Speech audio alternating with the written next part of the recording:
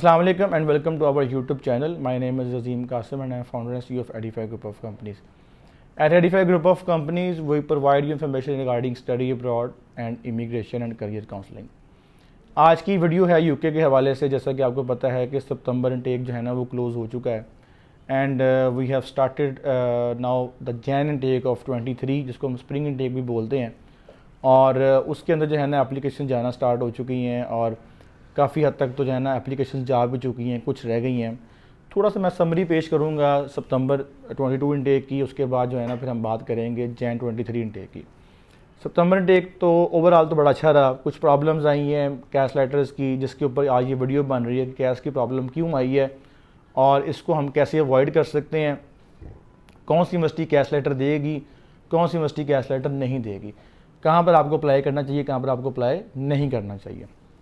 September intake was overall जो है ना बड़ा अच्छा इनटेक था। एप्लीकेशंस का रश ऑब्वियसली ज़्यादा था, बहुत ज़्यादा था, लेकिन उसके बावजूद अल्हम्दुलिल्लाह बड़े अच्छे तरीके से क्लोज़ हुआ है सितंबर इनटेक भी। ओवरऑल मैं बात कर रहा हूँ, पाकिस्तान से कुछ प्रॉब्लम्स आई थी पाउंड्स की, टीटी की और कुछ इंटरव्यूज़ की, लेकिन इवेंचुअली जो है ना ये अच्छा इनटेक रहा है, मैं समझता हूँ यूके के लिए।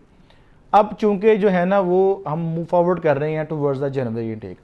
अब जनवरी इनटेक में कब अप्लाई करना चाहिए आपको, किस यूनिवर्सिटी अप्लाई करना चाहिए और किस यूनिवर्सिटी अप्लाई नहीं करना चाहिए, मैं समझता हूँ कि बहुत इंपॉर्टेंट है। क्योंकि हमने लास्ट इनटेक में जो है ना बहुत कुछ फेस किया है, जिसकी वजह से काफ़ी बच्चों का टाइम वेस्ट हुआ है, काफ़ी बच्चों ने जो है ना अपना इनटेक ज़ाया भी कर लिया है। तो उसमें आप कह लें कि फॉर द जैन 23 इनटेक ये आपके लिए कुछ सजेशंस हैं और आपके लिए कुछ टेक होम चीज़ें हैं ताकि आप जनवरी इनटेक के लिए प्रॉपरली जो है ना अप्लाई कर सकें और टाइमली जो है ना अपना वीज़ा जो है ना वो रिसीव कर सकें। नंबर वन, काफ़ी यूनिवर्सिटीज़ ऐसी हैं सितंबर इनटेक की भी थी जिन्होंने मैं समझता हूँ कि या तो वो तैयार नहीं थी या तो कोई मैनेजमेंट के इश्यूज़ थे या कोई ना कोई इशू था जिसकी वजह से सफ़र जो है ना वो एंड करना पड़ा है स्टूडेंट्स को। काफ़ी यूनिवर्सिटीज़ ने बड़ा अच्छा जो है ना वो रिस्पॉन्स दिया, टाइमली ऑफर्स दिए, टाइमली अनकंडीशनल दिया, टाइमली कैश लेटर दिए। But unfortunately there are number of universities जिनका मैं अभी नाम नहीं ले सकता, समहाउ कुछ आपको पता है कि इश्यूज़ होते हैं। तो लेकिन उन्होंने क्या किया कि दे इशूड ऑलमोस्ट 1000+ ऑफर्स, ठीक है। उसके बाद उन्होंने उनको अनकंडीशनल किया, उसके बाद उन्होंने उनसे बच्चों से डिपॉजिट लिए, ठीक है। और उसके बाद जब कैश लेटर देने की बारी आई तो उन्होंने जो है ना वो उनसे माफ़ी मांग ली और जस्ट एक ईमेल कर दी बच्चों को कि भाई अनफॉर्चुनेटली एप्लीकेशंस का मतलब कि सर्च बहुत ज़्यादा एप्लीकेशंस हैं, अभी हम जो है ना आपको कैश इशू नहीं कर सकते। अब इसमें प्रॉब्लम क्या है? प्रॉब्लम ये है कि स्टूडेंट के 6 माह ज़ाया हो गए। स्टूडेंट का सबसे इंपॉर्टेंट चीज़ है ना वो टाइम है, टाइम उसका वेस्ट किया, सही है। अब डेफर होगा और पूरा जो सिस्टम है वो दोबारा से स्टार्ट करेगा। खैर सो ऑन, काफ़ी चीज़ें इसमें डिस्कस करने वाली हैं जो मैं अभी नहीं कर सकता। अच्छा, अब उसमें ऐसी यूनिवर्सिटीज़ कौन सी हैं जिन्होंने ये मतलब कि कैश लेटर जो है ना वो नहीं इशू किए और डिपॉजिट लेने के बाद जो है ना वो या तो अनकंडीशनल इशू नहीं किया या फिर कैश लेटर नहीं दिया। Number one, all those universities जिनका डिपॉजिट पाकिस्तान से कम था, किसी का 2000, किसी का 1000, किसी का 3000। हुआ क्या कि उसमें नंबर ऑफ़ एप्लीकेशन जो है ना बहुत ज़्यादा अप्लाई हो गई। डिपॉजिट कम था, हर बच्चे ने जो है ना, हर स्टूडेंट ने जो है ना वहाँ पे अप्लाई कर दिया, ऑफ़र भी ले लिया, अनकंडीशनल भी ले लिया। लेकिन जब कैश लेटर की बारी आई तो वहाँ पर आके ब्रेक लग गई। चूँकि यूनिवर्सिटी की मैं समझता हूँ कि मिस मैनेजमेंट कह लें आप, या फिर they were not expecting this much applications कि इतनी ज़्यादा एप्लीकेशन आ जाएंगी।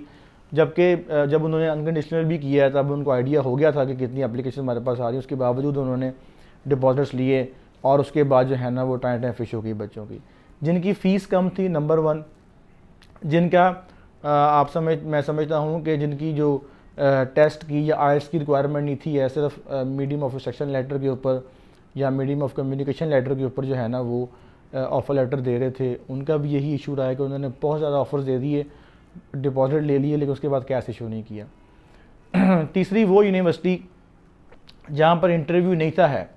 ये 3 यूनिवर्सिटीज़ थी जिन्होंने मैं समझता हूँ कि बिल्कुल ही जो है ना वो ज़्यादती की है बच्चों के साथ, एक तरह से आप कह लें, और प्लस थोड़ा सा ना मिस मैनेजमेंट का जो है ना मुजाहरा किया।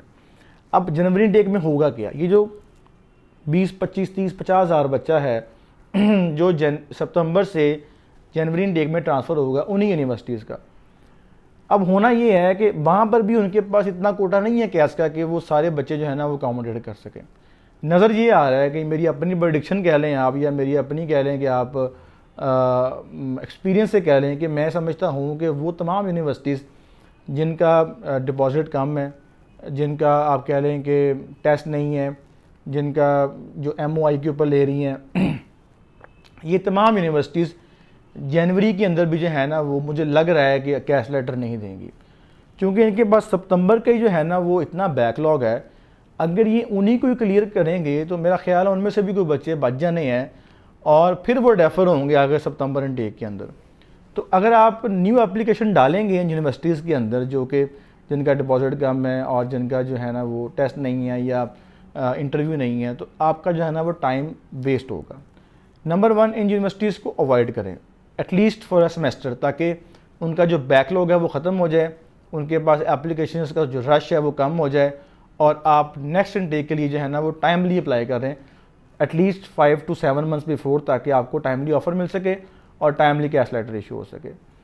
और दूसरा ये है कि आप वो यूनिवर्सिटीज़ को देखें जिनका थोड़ा सा जो स्क्रीनिंग क्राइटेरिया है थोड़ा सा वो टफ़ है। अब होता क्या है कि बच्चे स्क्रीनिंग क्राइटेरिया देख के वहाँ से भाग जाते हैं, लेकिन कल को वही यूनिवर्सिटी कैश लेटर इशू करती है और वही यूनिवर्सिटी जो है ना अपनी इनरोलमेंट्स पूरी करवाती हैं। बाकी जो यूनिवर्सिटीज़ हैं क्योंकि उनके पास लीनियंसी की वजह से रश ज़्यादा पड़ जाता है और मिस मैनेजमेंट की वजह से फिर किसी को भी कैश नहीं मिलता।